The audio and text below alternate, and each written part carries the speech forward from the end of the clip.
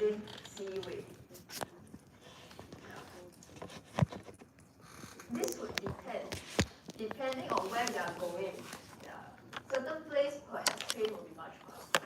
Certain way it's hard to get trains in this sea will be faster. It really depends. So you need to shape your argument properly. Obviously, if the vehicle mode that can produce a shorter travel time may be more attractive if the businessman can get more benefit out of the shorter time, and if the goods are time sensitive. If the goods are not so time sensitive, then perhaps this may not be a very major consideration. Another thing is that deal with infrastructure. What will be the difference between infrastructure for rail and infrastructure for sea? Is it easier to build rail infrastructure, or is it easier to build sea infrastructure?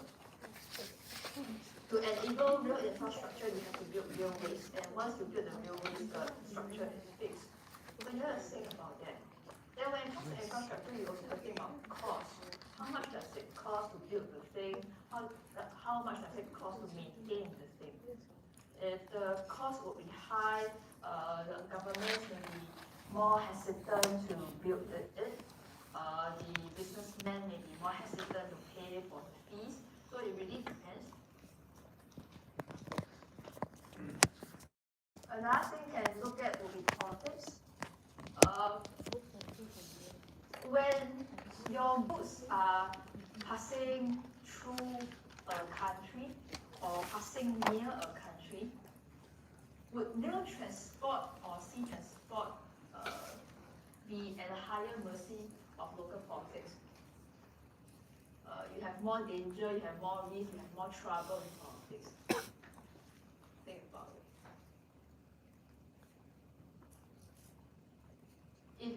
If your ships may suffer political problem, or your train will suffer political problem, cannot move, cannot sell, cannot progress, then you may have problems. So you want to have an option that has less political risk, especially now with geopolitical tussles being quite serious in many places. So you want something that is more peaceful to work with.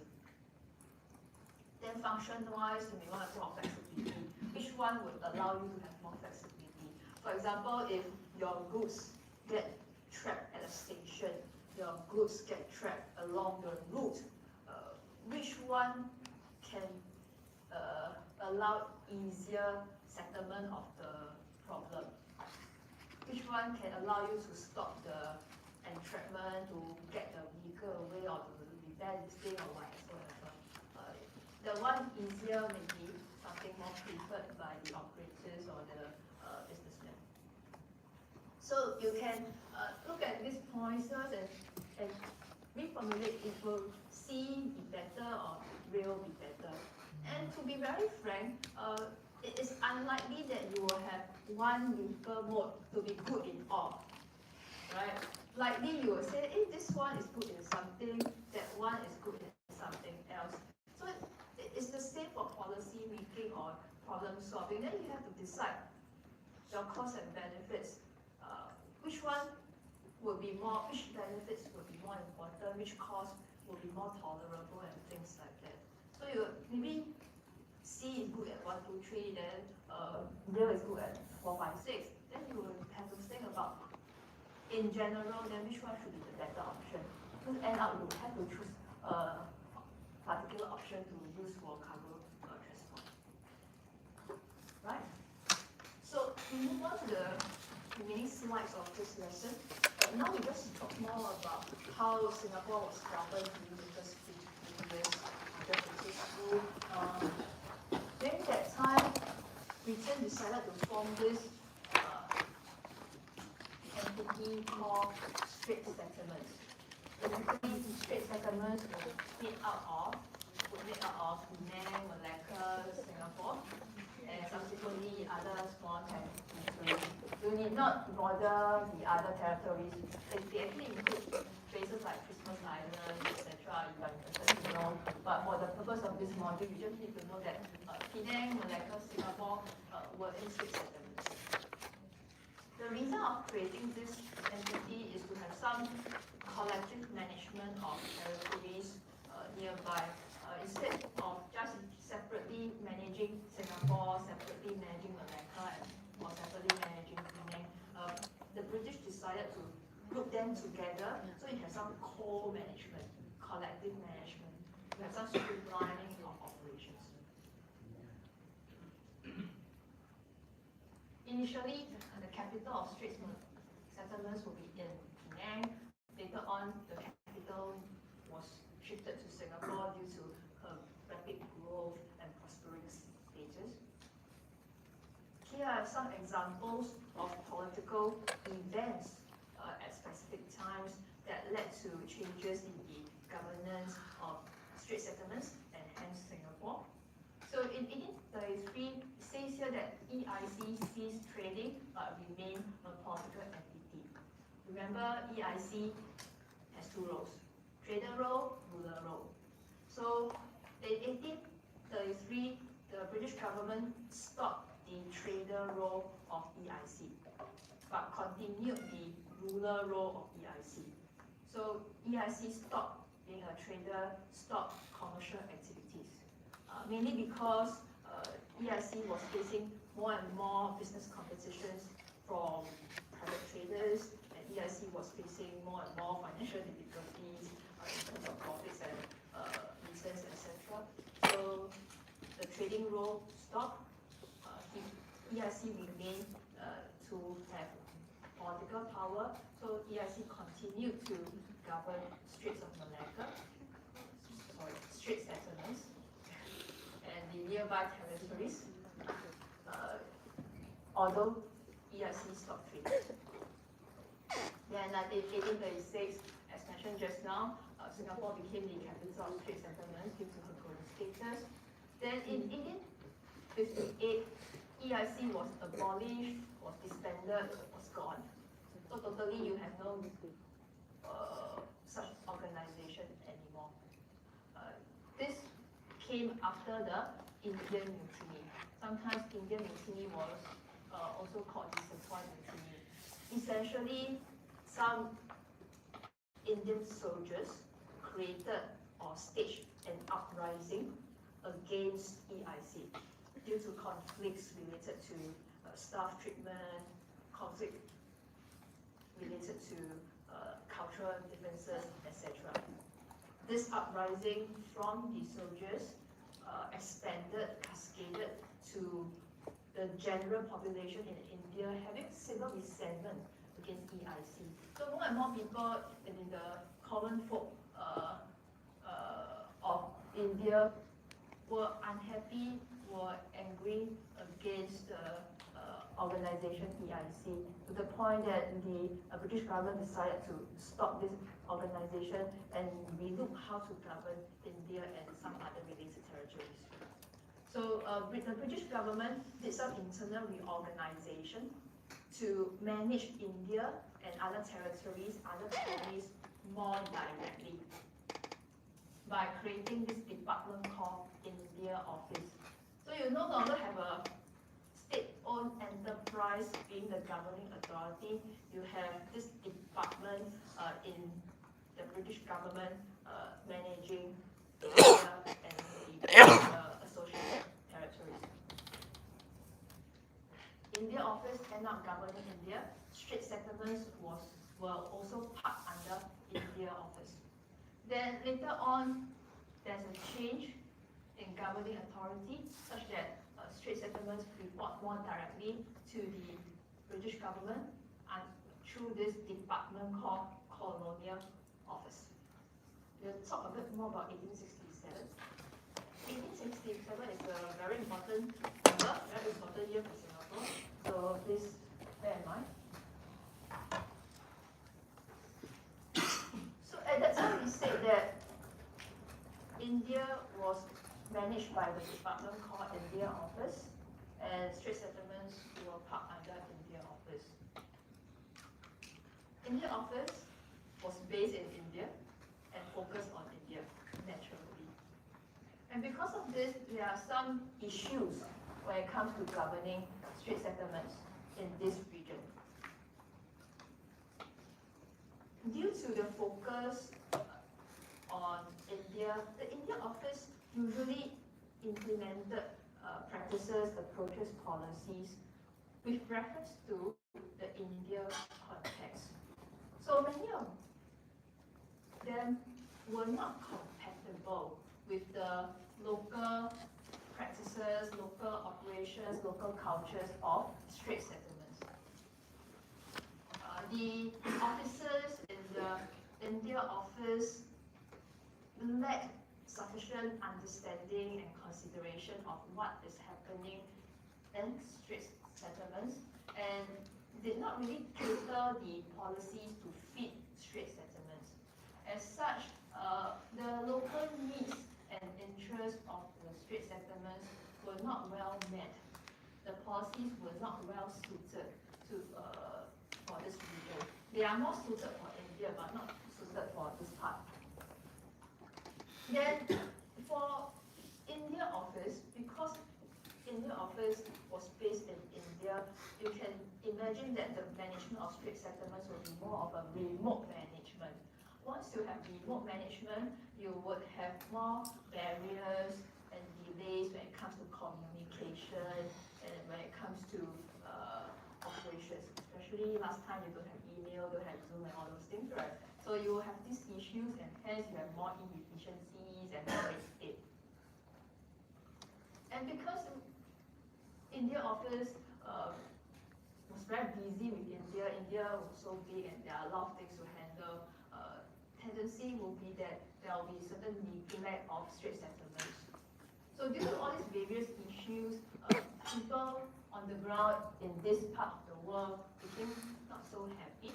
So they sent a petition to the British government to request for the strait settlements to be a colony by itself. So instead of being a subsidiary under India office, under India governance, can I be a unit myself? I'm detached from India office to be ruled and governed separately. So in the end, this wish became true.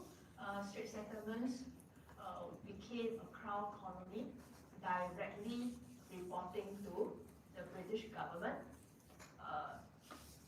under this department called Colonial Office. So last time, strait settlements had to report to India office, and India office report to British government. So India office is like a middle boss.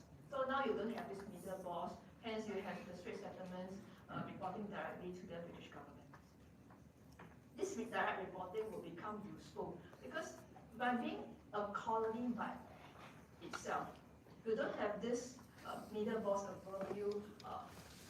The governor in strait settlements in Singapore will have more freedom and independence to create policies that fit the local area, local context.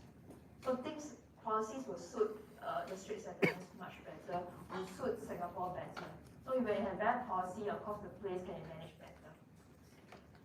There's this phrase here, increased strategic potential of Singapore as a British centre. Because of Singapore and strait settlements being more directly reporting to the British government, the British government started to see Singapore as a potential centre for more British activity in Southeast Asia, instead of just being an arm of a department based in India. The big boss have more direct view of Singapore, so the big boss had more sense of what Singapore can do. So it is like how it works in our workplace. If you report directly to the CEO, or your cubicle is very near the CEO, then the CEO may take more notice of your existence and what you can do, as compared to you working in a very far away subsidiary, or as compared to you having many layers of middle boss in between. Yeah. can see you better, will deploy you for more things, more important things. So it's something like that in this sense.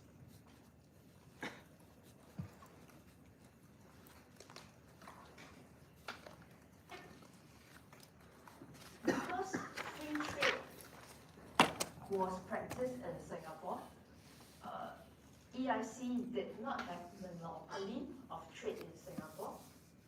EIC did not collect trade taxes in Singapore. Hence, EIC did not have much funds from Singapore to manage Singapore. In relation, Britain adopted a relatively lightweight and indirect approach to governing Singapore. One of the reasons being that there was a lack of funding and manpower. So you do what is enough, you don't do what goes beyond. Besides, Britain would mainly manage matters that are more related to her economic interests, like trade, security, defense, etc. Britain would not bother much about matters less related to her economic interests, like societal order and common folk well-being. I care more about things that can help me earn money. This is a common theme, as always.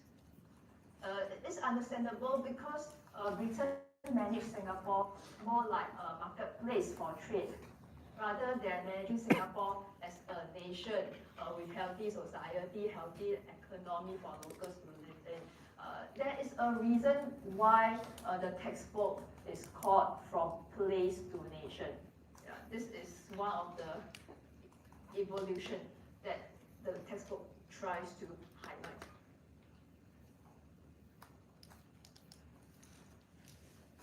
And therefore, because Britain mainly care about her own interests, a lot of the essential needs and the essential well-being of common people depended on community self-support and philanthropy instead of government action. So the people would try to solve their own problems themselves. They will try to help out each other through community means.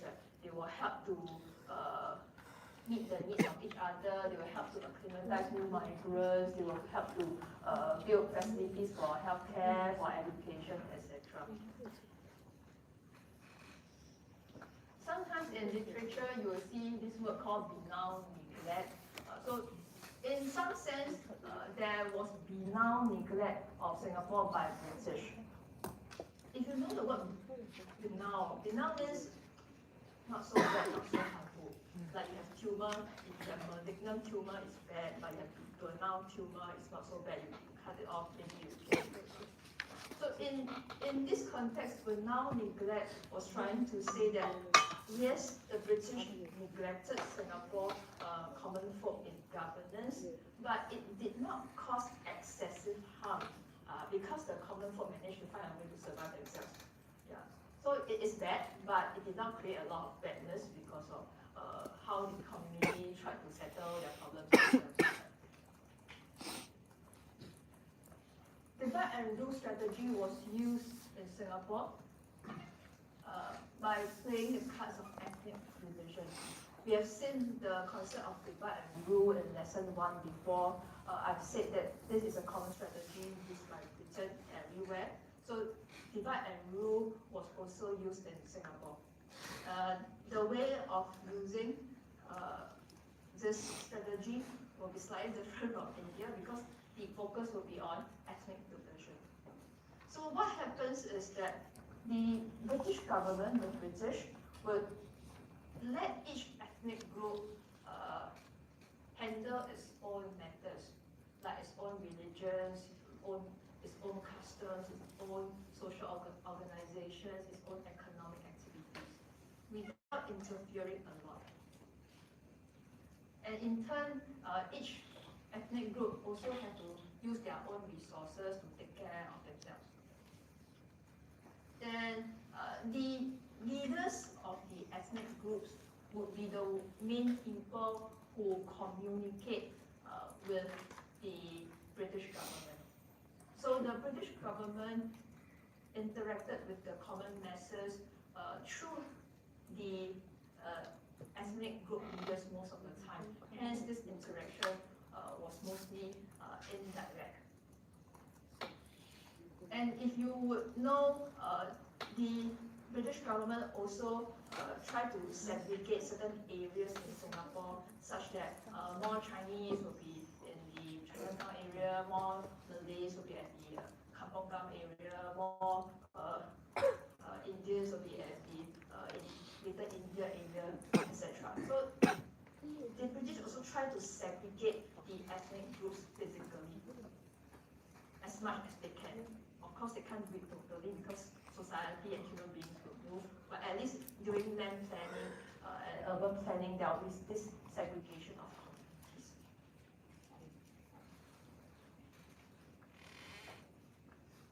In addition, there will be this use of latent animosity to manage the different groups. If you know your physics, latent heat, the word latent always implies something hidden, something brewing, something simmering. So latent animosity, in simple terms, is a bit like unfriendliness lying underneath. So it's not outright hatred, outright dislike, but it will be some unfriendliness brewing or lying underneath the surface. The people of one group may not hate or dislike the other group, but they may have this hidden reservation or caution or discomfort in their hearts when it comes to the other groups. So there will always be these invisible, subtle, gradual walls between the groups. And when we say groups, it is not only about different ethnic groups. It may be also applying to different subgroups within an ethnic group. So the British government may even play the Hokkiens, Teochews, Cantonese, Hakkas, etc. within the Chinese community against one another. So that even within one ethnic group, they are not that united. Yeah. We have said before earlier on, the main aim or main reason of the use of divide and rule strategy is to make the local masses scattered and prevent them from uniting to overturn the British. So the strategy will try to remind people, emphasize on differences. They will try to prevent unity. So this would be a sharp contrast, a big difference against the multiculturalism policy that we practice in the current days. Because nowadays you will see the government trying to encourage people to tolerate differences, accommodate differences, look beyond differences, have more common unity. So it will be a contrast and difference. This on a bit more about town planning. I think we have mentioned this point just now. So ethnic groups were located separately around the Singapore River. There was some demarcation on which area would be more applicable to which ethnic group for the town planning of Britain, British government.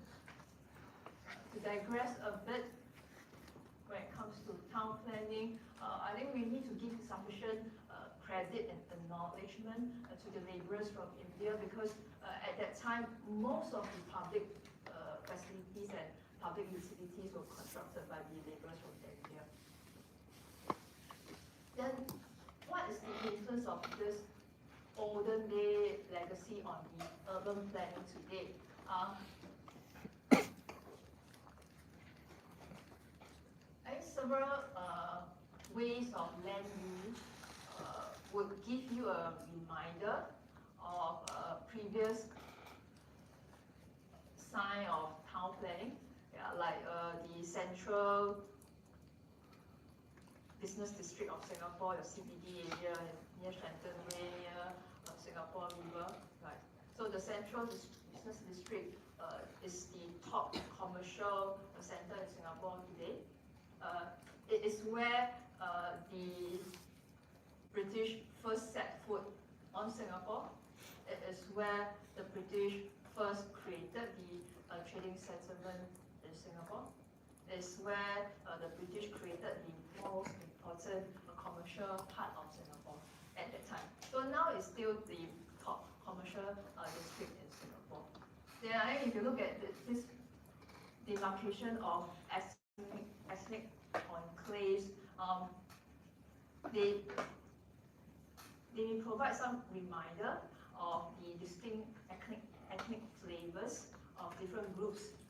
As of today, like you still can observe some cultures from your Chinatown, your Kampong Glam, your Little India, etc. I would say that you can still see some traces of ethnic flavors, but the flavors may not be as strong as the past because now you have people in Singapore working and living all over the place. They are not restricted to that particular enclave. But from there, you can still see some cultural flavors, etc. In general, Singapore has flourished or prospered during the British rule as a result of a combination of various factors. We have talked about some factors that catalyze the growth and development of Singapore in the first 50 years early on. Some of the factors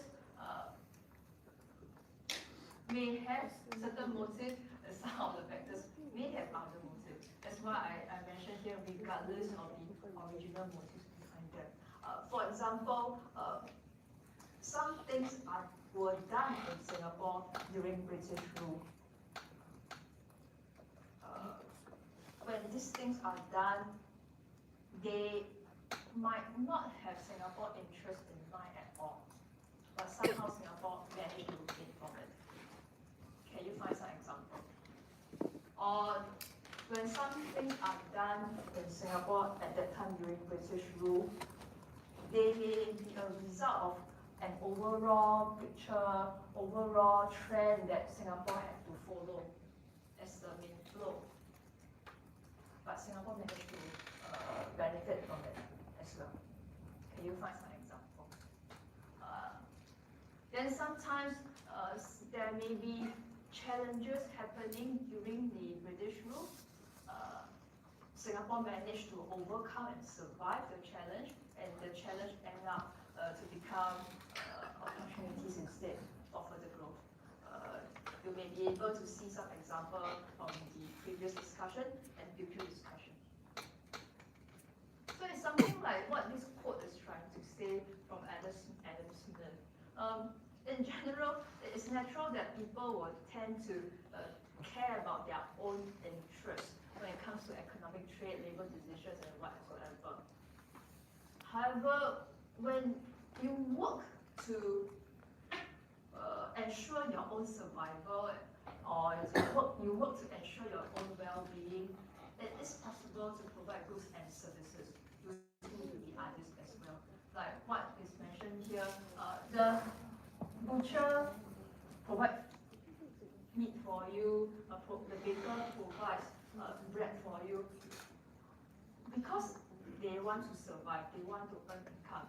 But in return, they also manage to provide something that you need and you want and benefit from it. So although self-interest is being dominant, it does not mean that it will be harmful. And that means that perhaps you can be less selfish in what you do as well. So while you consider your self-interest, perhaps also may want to consider the welfare and interest of the others along the way. What are some factors that help to promote the growth of Singapore during the early years? We have talked about at least 10. So you try to look back on previous slides, see where you can find at least 10.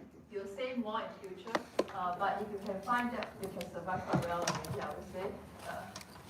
They tend to be highlighted. I think that's the best word I can tell you. We have talked about the past in the earlier part of this lesson, and also in the first lesson when it comes to maritime activities in Singapore. So I think now we will talk a bit about the current status of the maritime sector in Singapore today. Fast forward to today, Singapore is at the forefront in the maritime sector. So I provide some data on the rankings here. When you look at data, I think we should just look at who wins who or who loses who. That is not so constructive and mature. We can look beyond to see what conclusions that we can make and what things that we can learn. For example, in this case, for this ranking for maritime capitals, by looking at the indicators here, the five indicators here, you can roughly know that what factors are important to a maritime capital. So if you want to be a good maritime port, good maritime city, good maritime capital, maybe this would be something that the government can work on. You want to strengthen this part, that part accordingly.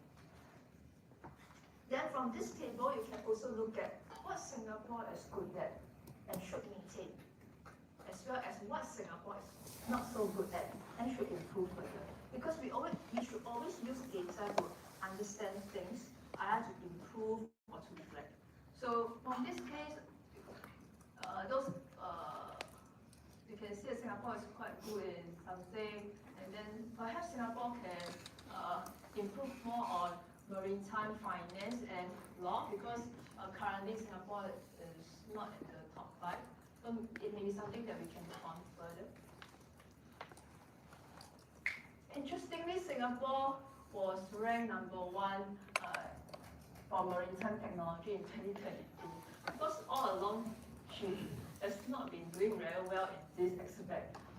She always ranks quite low. It's not, I think in double digits, it's like far at the bottom. And then for the 2022 version, she did to the top part.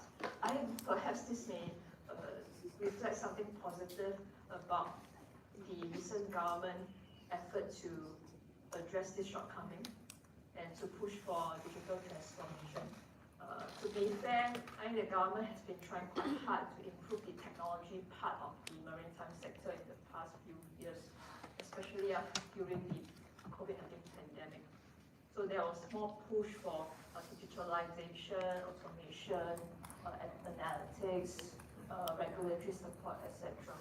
So maybe this would be something that the study has taken notice, and then put into consideration.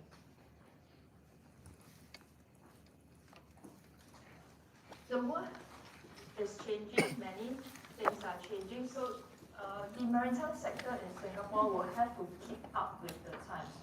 Here are some examples of the more recent government efforts when it comes to trying to make the sector to keep up with the times. For example, if you talk about how to improve and consolidate infrastructure and services, the Tuas Megaport will be the key project or initiative to look at. So the government is now constructing the world's largest container terminal to date. Maybe later on another country will take over, but at least for now, it's still considered the world's largest container terminal. This is an example of Singapore's long-term effort to prepare for the future, because this port is not for today. It is really built with future country needs and future customer demands in mind. For many years, even during the British rule, at least for maritime sector, I cannot say for other sector, at least for maritime sector, the government has always been taking this future outlook approach when it comes to improving port infrastructure. So they will be one step ahead of what is being present or what is being emphasized in the world. They will try to prepare for the future. So for this particular port, it's supposed to be progressively constructed and open for use. So I think the first phase was completed in 2021. Yeah, and the final works would be completed in about 2040. Then the government rolled out several industry transformation maps for many sectors. I think for the maritime sector is one of them. No matter what projects, initiatives, policy you see in Singapore or elsewhere nowadays, there will be these popular buzzwords, digital and green. Everywhere you see these two words. It has become the common buzzwords and popular buzzwords of the current era. Yeah. I think for the future years, it is foreseen that the upcoming trends of global economy will have a strong feature of technology adoption and environmental sustainability. So these are some of the approaches used by Singapore towards this direction. Then when we talk about current events, current affairs, it is impossible to leave out COVID-19 pandemic. So we will just mention something about the effect of COVID-19 on the maritime sector, especially during the worst times. For example, one impact would be the lack of manpower for quite a number of years, because for the maritime sector in Singapore, it is heavily reliant on foreign manpower. So during the pandemic, you have many foreign workers leaving Singapore, going home due to the uncertainty, anxiety, or other reasons related to the pandemic. So we face a serious shortage of manpower at the time. Then later on, when the workers want to come back and work, the border restrictions in Singapore and their countries make it difficult. But I would say that hopefully now the manpower crunch would start to ease because things are starting to go back to normal. Then you also see a big rise in the cost of shipping during the pandemic. That's one of the reasons why your things become more expensive during the pandemic. The price increase can be about 4 times higher as compared to pre-COVID rates. So here are some reasons why shipping costs become more expensive. Because shipping costs become more expensive, of course the shippers will charge you higher prices. And now you have to pay more shipping rates, higher shipping rates. So this is an illustration of the sharp rise when it comes to the pandemic. Yeah. This is another demarcation of the increase in price. The shipping rates increased much more, especially when the countries started to open up after the tough country lockdowns, border restrictions. So you see a big surge in 2021. Yeah. Now you would see in 2022 and 2023, the rates have been dropping to about the pre-COVID rates. Now you have another problem. Last time you had a shortage of ships and hence a big rise in prices. Now the sector is facing, you have a problem of oversupply of ships. So it's the opposite kind of thing. Life always goes like that in a circle. Then during the pandemic, you have a fall in global maritime trade due to reasons such as those mentioned over here. But when you compare maritime trade and aviation trade, I would say that sea travel, sea transport have a less impact as compared to air because of the way the transport mode works. Sea transport will have less impact on when it comes to the border lockdown, the border restrictions, so they can more flexibility to continue moving. So if you look at here, this is 2020, right? So during the initial phase of COVID-19 pandemic, you can see change in trade volume is negative value. Negative value means there's a drop in trade volume. Then in 2021, you see this recovery. Yeah. But now in 2022, 2023, you can see that it's dropping already. We are going to face another drop or reduction in trade. Although COVID-19 is something fading away, but now Singapore and the other countries are facing new problems that will be resulting in fall in trade. What are some of these factors? Any idea? Why we are having less trade now? So you can, I've heard something about Ukraine. The reason of Ukraine will be quite common in this time, but there are something else that you can think of.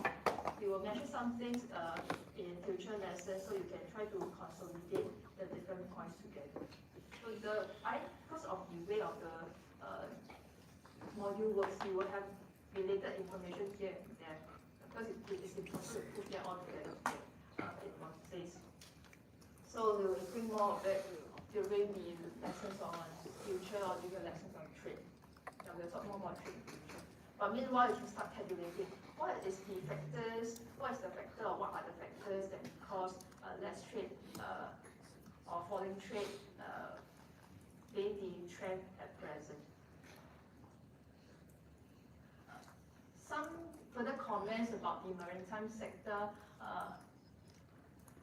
If you read the headlines or if you are in that field, you may know that the shipping operations in ports become very haywire during these few years. So on one hand, you have some ports having not enough containers, having not enough ships. They got goods to transport, but no containers, no ship. So there will be very long queues for shipping, very long waits, long disruptions for shipping. But at the other end of the world, you have a lot of empty containers here and a lot of empty ships over here. So one end you are like dying, you want ships, you want containers, but the other end of the world, the ports are having too many empty containers until they don't have space to put them, and you have ships idling there unused. Why would you have this problem being aggravated during pandemic? Mainly because shipping operators work like taxi drivers. Taxi drivers would not want to waste petrol by driving a long distance to a far away place to find a passenger. A taxi driver will want to find a new passenger somewhere near to where the previous passenger has alighted. So same thing for shippers.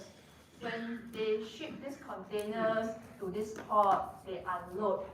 They will want to get goods from this port or somewhere nearby to continue moving. The shippers will not want to carry empty containers and then waste all the shipping fuel and logistics to go to the other end of the world in empty cargo.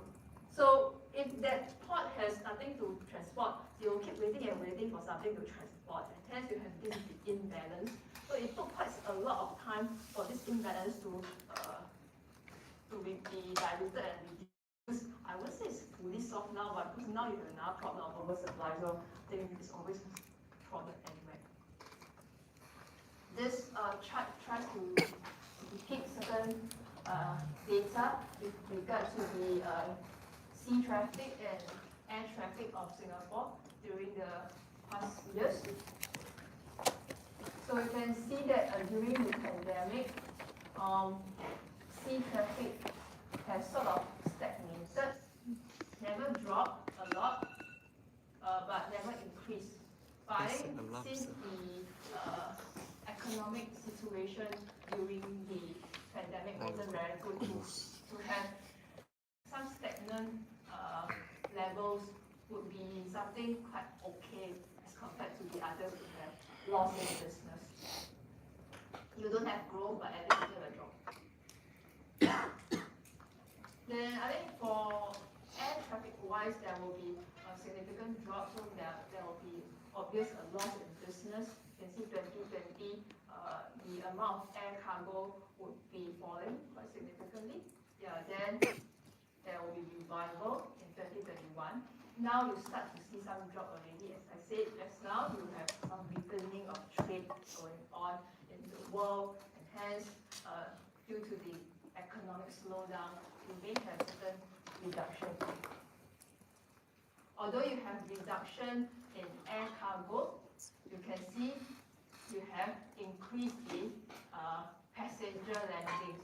Because now everyone is still on their revenge traveling after being locked for 3 years in their country during the pandemic. So now even things are expensive, economy is not very good, they are still willing to travel around the world for their tour. But after next year or the year after next, if they feel the pinch, then perhaps things may be different in some sense. So we have to monitor what happens. Apart from how COVID-19 pandemic has caused disruption in the supply chain and also in the maritime sector, this slide and the next slide will be further examples of other global events or individual events that cause disruption in shipping and supply chain.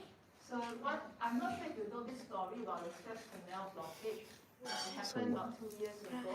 So what happened is that It's 5 days. Suez Canal remains as a very important waterway of the world, as I mentioned just now. During that particular period, this ship got stuck I thought it's longer than 5 and days. blocked the whole width of the canal. So this is the canal. The ship, or whatever The you want, excavator. blocked this whole width. Remember So the other excavator? ships cannot pass through. It took about 1 week for this ship to be removed away. Suez Canal not operating for 5 days is enough to cause a lot of problems in shipping operations, in food supply, in oil prices, in insurance claims, etc., as shown over here. The consequences of the blockage for 5 days. So 5 days can cause all these problems. And will there be any impact on Singapore? I think in one way or the other, there will be some impact if we consider Singapore's role as a transport hub, trading hub, oil and gas hub, so on and so forth. The ship captain confirm rabak. When you have one waterway being jammed, Singapore being a transport hub will be affected because Singapore is one of the downstream The ship ports is being very big. implicated. Because now your shipping timetables, your shipping scheduling all go haywire. You're supposed to reach it at this time, you're supposed to have this space at this time, everything got disrupted. Singapore is a global oil and gas hub. So once you have big changes in oil prices, definitely it would impact the goods and services provided by Singapore to oil buyers and oil sellers. Yeah. Then you need resources for global manufacturing, you need resources for local consumption. Singapore will be affected if you have a challenge in getting sufficient resources. And I think with Russian invasion of Ukraine will be another example that you will be very familiar with. So I do not think that I need to talk more about what happened. We have mentioned something earlier on. So basically, in the Black Sea region, this region used to be very busy in shipping because this is the key region whereby exports from Ukraine, Russia, and other countries around would use to transport their goods to the world. So they will transport their goods. The exports will be here, ship out to the world.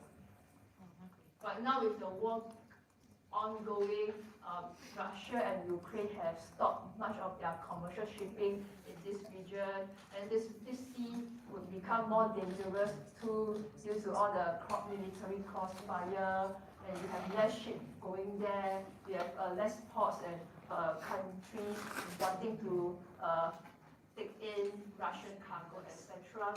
So you can imagine the effect on the supply chain and the shipping operations.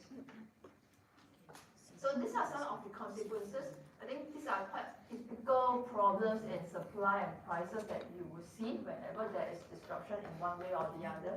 But it is more serious for this case because the goods involved are in greater amount.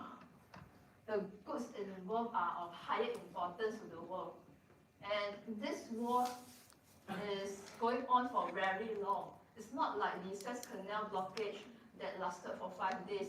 This is like for months and months, for more than a year. So the impact to the world would be even more serious and significant. Apart from all these economic issues, perhaps I should highlight something from the perspective of humanitarian view. Due to this invasion and due to all these delays in shipping, due to all these shortages in supply, we are having quite a number of poorer countries risking malnutrition and hunger because they couldn't find enough affordable sources of food.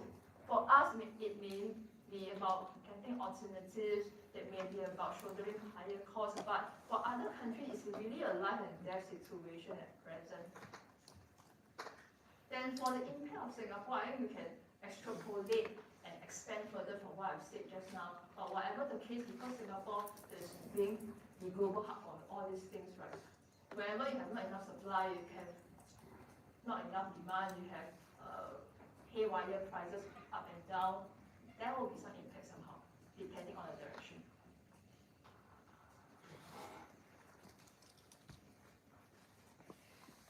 We will talk a bit more about the trends of supply chain practices in this slide. So, over the past decades, you have more and more companies, more and more countries adopting just-in-time practices.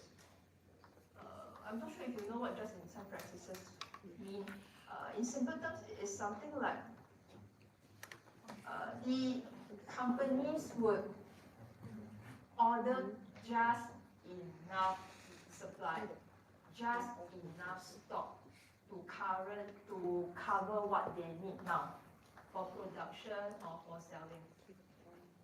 They will not keep much spare stock in their warehouse. So they order just enough.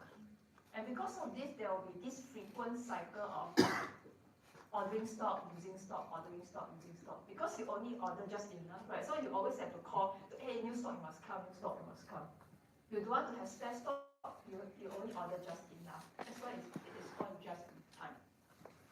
Why businessmen or companies like to use just-in-time practices?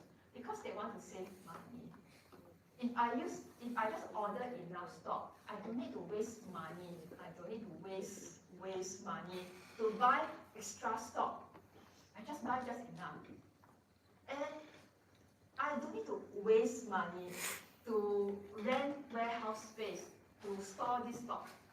So I save money by not paying extra stock. I save money by not paying warehousing space. So they're very happy. And globalization helped to promote this trend. Because of globalization, transport and communication become so convenient. Anytime you have shortage in stock, you just need to contact your supplier overseas or factories overseas to deliver, and then very quickly you can get the stock via sea, via land, or via air. But things always happen when you do it excessively. I always say the problem of the many problems we have now is doing too much, too little, too fast, too slow. So wherever you have this word TOO, too, that is the problem. Something is useful, but you use too much, it becomes not useful. It becomes harmful instead. When you heavily rely on these practices, you will have problems. If your supplier suddenly cannot supply or produce goods for whatever reason, if your shipper cannot transport the goods to you for whatever reason, you will get stuck because you don't have any spare stock to continue business. That was what had happened for many of the events like COVID, like the Suez Canal blockage, like the Russian invasion of Ukraine. When you have certain event happening that suddenly disrupt supply chain, you got no option anymore. You have problems problem finding new suppliers, you have problem finding new shippers, because everyone else are scrambling to find like you, because everyone practice the same method. And then even if you can find a new shipper or new supplier, you need time to create the revised supply chain, the way of doing things, the procedures, the paperwork, everything else, it takes time. So in the end, you end up spending more money, you end up creating more business problems in the long term. Initially, you want to save money, in the end, you spend more money instead.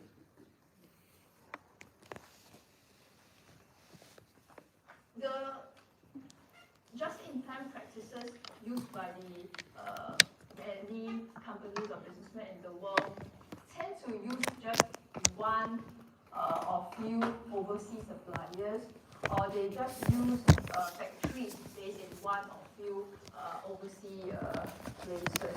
So when you have like this few to work on, when something goes wrong, you get stuck.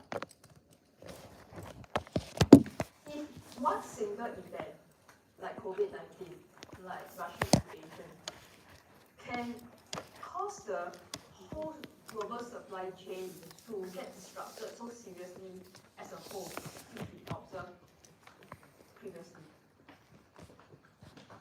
It means that the global supply chain now has become very fragile, which means that there must be something wrong or unsuitable that we have been doing, which has to be changed.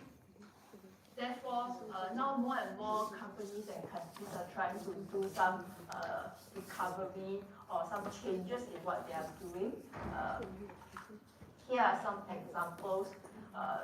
They will try to keep some buffer stock. You can have zero buffer stock. You really need to have some stock in mind to give you the agility, to give you the flexibility.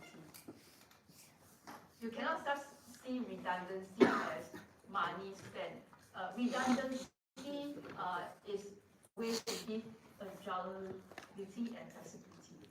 If you are in manufacturing or if you are in operation, you will know that your factory line cannot work on 100% capacity. You must be working below like 80% or 90%. Also, you need to give them some buffer so that if anything happens, you still can react to that buffer, react to the changes using that buffer. There are more and more companies and countries are trying to diversify their sources, not just rely on one or few sources. You have more companies and countries trying to have more near-shoring and reshoring. If you are not sure what they mean, near-shoring is something like to move operations from countries far away to countries nearby. Reshoring is something like to move operations from overseas to your hometown or homeland, so to speak. Basically, it's trying to move operations nearer to yourself.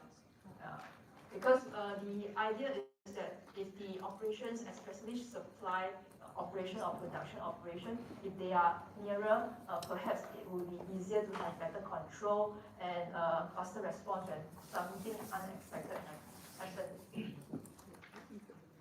More technology is being adopted to predict supply chain trends, to make inventory decisions through like modeling systems, through surveillance tools, etc.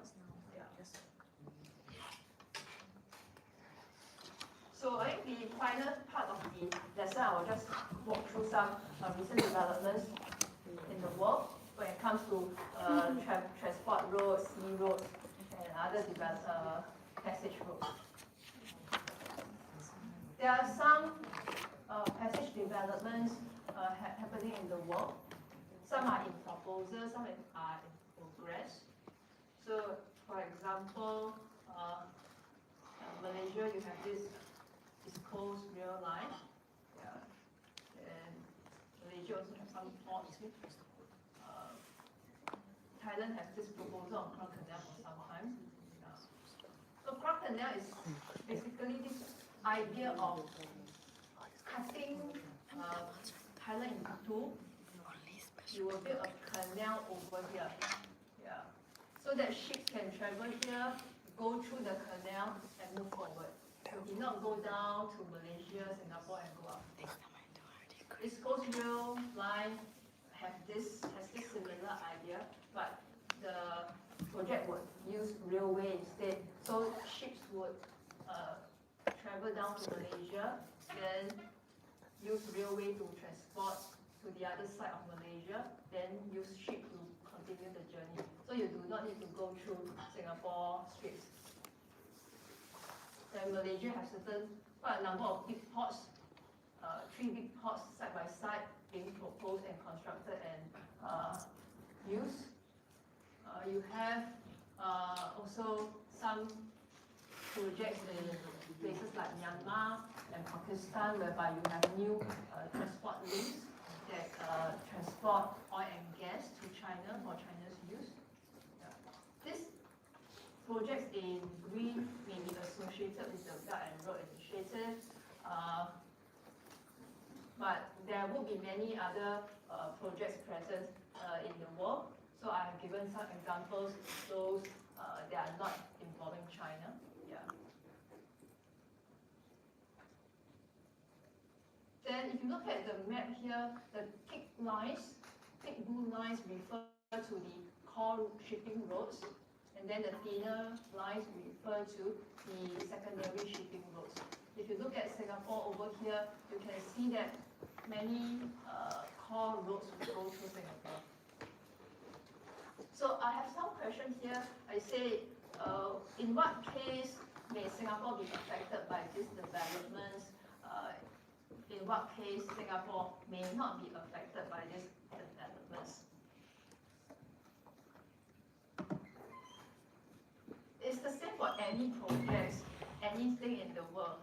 If things work, then okay. If things doesn't work, then not okay. Many of these developments are in proposal. Proposal for tons of years. Some of the projects are in progress, yeah.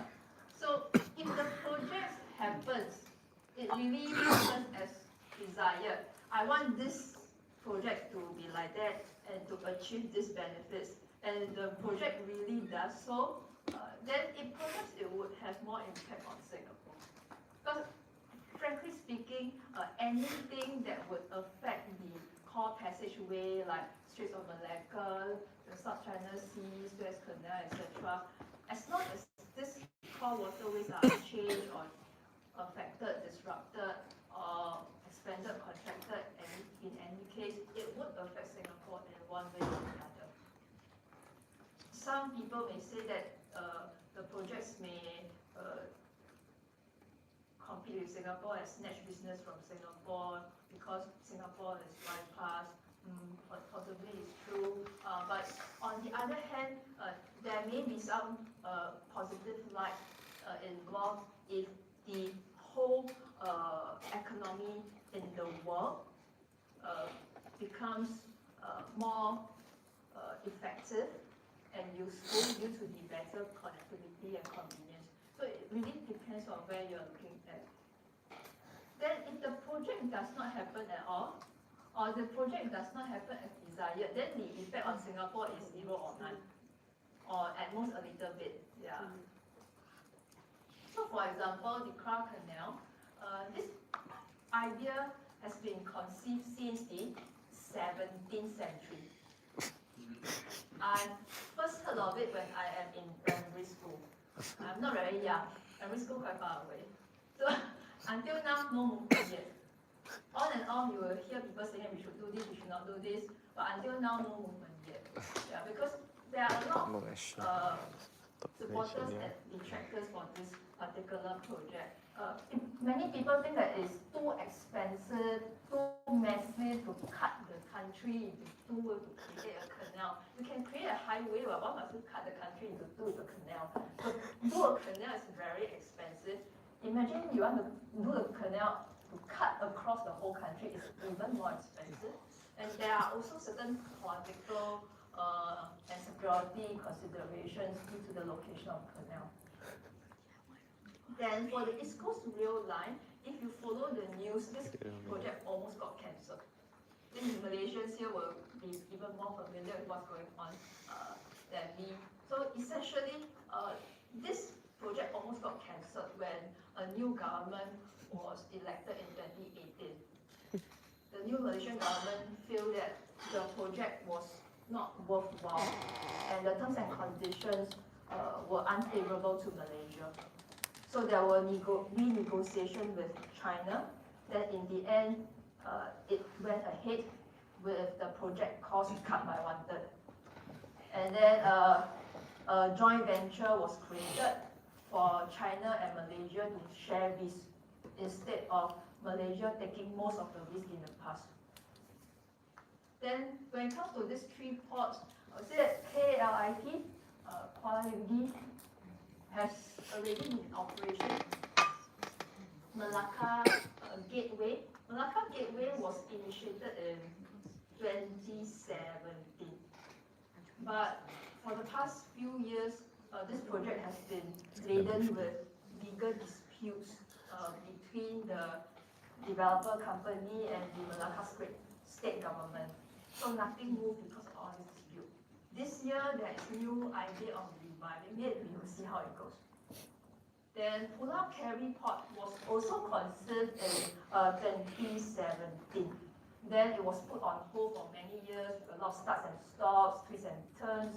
Then I think recently there's this new intent to have work started in 2025 and for works to end in 2060.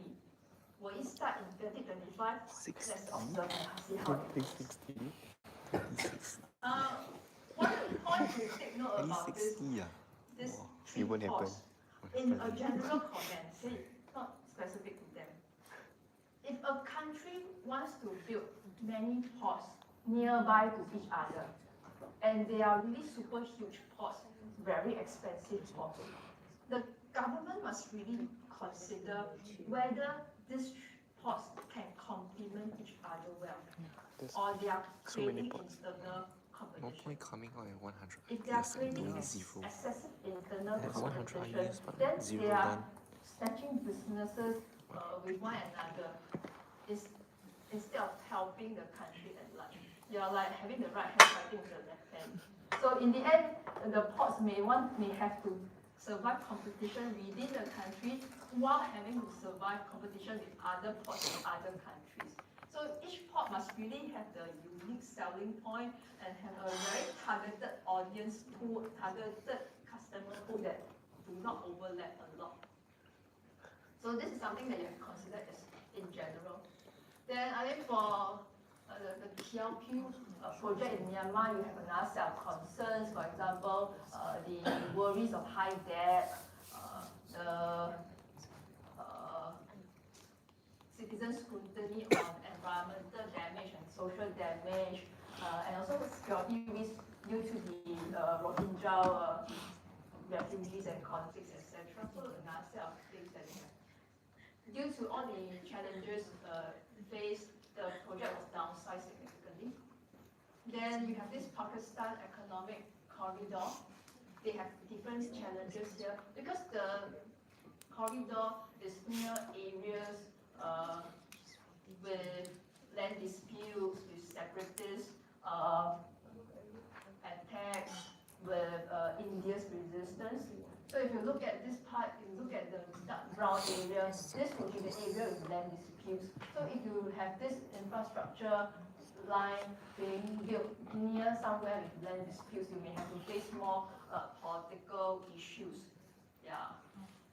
Because people are still quarreling who will take control of the land. You have to take note of that. Then I think I mentioned about the separatist attacks before in the last lesson.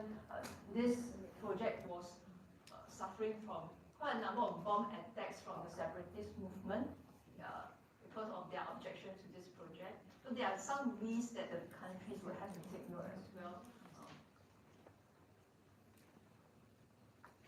So in general, why project will not happen, why project does not happen as desired, the common reason will be it looks good on paper but not good in reality.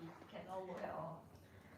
Sometimes it really works, but end up the cost overwhelm the benefits. You estimate that the cost will only be like that, but in the end, the cost is much higher. Or sometimes you may have certain political events happening sudden, which change the whole direction. Like you suddenly have a change in government, and the government think of something else. You suddenly have some political disputes with some terrorist factions or some other countries, then you have uncertainties involved. All these previous projects are actually quite understandable and actually quite incremental. They sound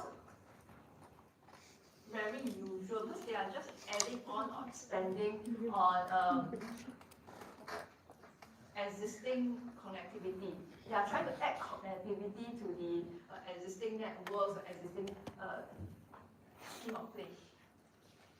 Countries will always want to have more connectivity so they can have better transport, better communication, better business. So having more like roads here and there, more ports here and there would not be something very drastic, and they are actually quite understandable. A potentially much bigger game changer would be the Northern Sea Road. I'm not sure whether you have heard of this before. I have a reading for this one, so I recommend you to take a look at the reading. Climate change is quite scary and terrible. If any tiny mini good thing come out of it would be that the melting ice caps may allow this area in Arctic to have shipping. Because now ships cannot pass through the Arctic due to the ice. If the ice caps melt, then you may have shipping happening in this area. If this really happened, it will really change the whole scenario of the world, because it will greatly shorten the shipping distance between North Europe and East Asia. So last time you had to go through Suez Canal, one big round here, right? Now you only need to cut across it of this faster. It will be very fast. I think the travel distance or travel time will be cut by about 30%. And this will likely be the popular road, and Singapore is over here, mind you. Okay? And if this really happens, you can expect more geopolitical tussles happening, because these are the countries that want to share out of this. And when you look at the list, you see the words like Russia, US, and China, you can imagine what can happen, the amount of conflicts that can arise out of it. Yeah. Minus China, all these different countries here, from Russia to Sweden, right, they are all directly located along the road. Because China is here, it's actually quite far away from the Northern Sea Road, but somehow China claims stake and relationship with this road and say that I also want to say in it. Yeah. If this happens, Singapore will bypass, the port activities will be reduced, fair enough, most likely true. But Singapore may gain from something else, because Singapore has many sectors. So Singapore may gain from infrastructure development, Singapore may gain from oil and gas extraction, etc. So for whatever country, you really have to take what things comes to you and adjust accordingly. So how can Singapore respond to such global developments? Most of this development is about cutting travel distance, cutting travel costs. But it does not mean that Singapore cannot compete. It's possible that Singapore can still survive out of it and survive quite well. For example, if you look at the East Coast Rail Line, yeah. Although this project may reduce the travel distance, travel time by about 18%, it is estimated that this will be more expensive. Why is more expensive? Actually, it's not difficult to understand.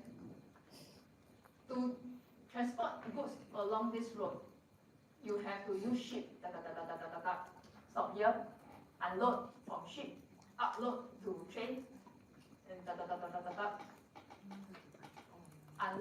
okay, upload to ship. All this changeover requires cost. You need to book train, you need to book ship, you need to book all these unloading and loading services and everything else. So it may end up much more expensive as compared to have one single ship going down and going up.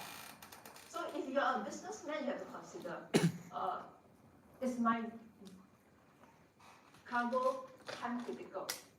Okay, if it's time critical, then I want to save time. But if I can really wait for a few more days, right, I may want to choose the cheaper logistics. You also cannot always bank on nice location.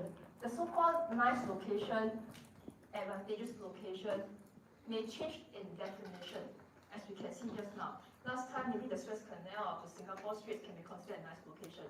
10 years later, maybe the Northern East Sea Road would be considered as a nice location. So any country or any place cannot just bank on location to survive. You have to think of other things. And you want to compete in the maritime world for Singapore, you have to think of other cost savers. If I cannot save cost through shorter distance, can I save cost in another way? Like I charge lower fees for the ships. I charge lower taxes for the ships. Or I can make my port more efficient. If I make my port more efficient, you will have less cost. I let you cross my custom for 1 day. For other places, you have to cross custom for 5 days. So the efficiency can help companies to shave costs indirectly. Or you can give value adds that other countries, other ports cannot give. So Singapore may want to offer the whole suite of services, like what she tries to do now. So instead of just giving you port services, I give you financial services, bunkering services, maintenance services, HQ setup services, etc. Because whenever a businessman chooses a port to use, the choice is not just because of the port themselves. It is also because of all the facilities and provisions that the country can give you that supports the business. So beyond the port, if I can get financial services from Singapore, if I can get bunkering, I can get maintenance, this whole package would be attractive because people like to have one-stop shop. So this may be one end. And Singapore is considered safe and secure. So you can try to bank on this part more. It's better to use a road that is safer, right?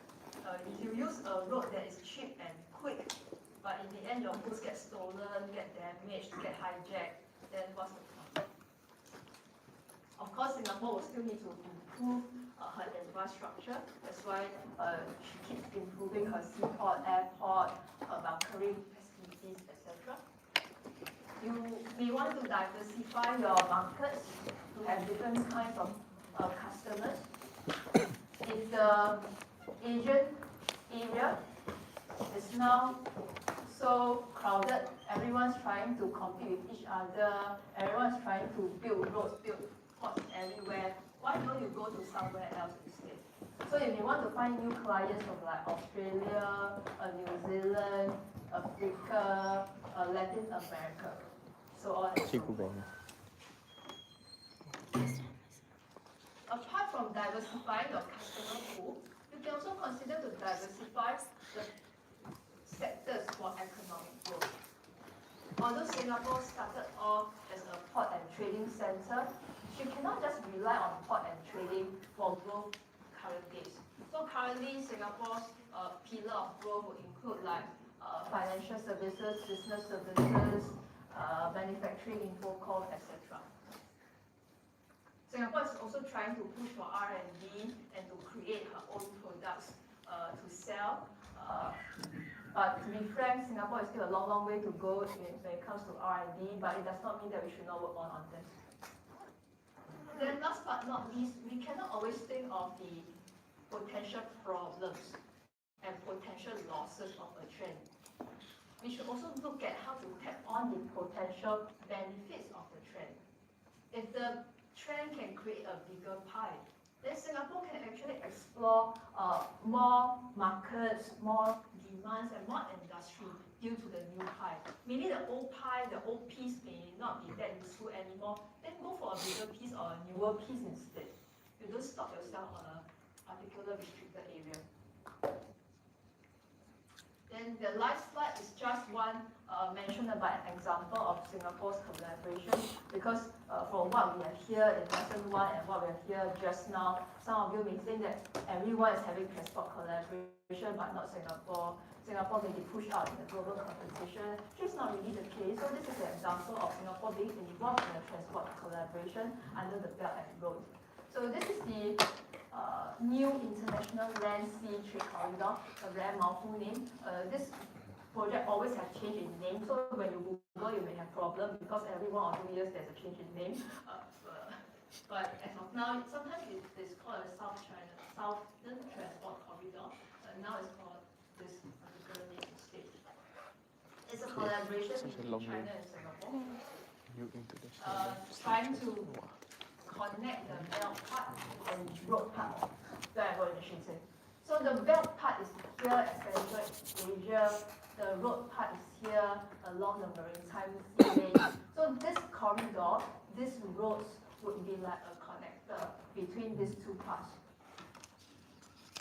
It branches off from the Chongqing Connectivity Initiative. This initiative is the third G2G project between China and Singapore. G2G means government to government, so it's a government level kind of collaboration. It focuses on transport, connectivity, logistic management, custom processing, etc. So when you have this particular road, many places in inland China, so the inland part of China, we find more useful to use this to transport goods to other places, as compared to transporting eastward to the port at the eastern end and then go downwards. So if you go down here directly from the Gulf of Tonkin to Singapore, it may be faster than you transport to this part through land or water, then you take ships to come down. Sometimes the time saving can be up to 1 or 2 weeks, which is quite significant.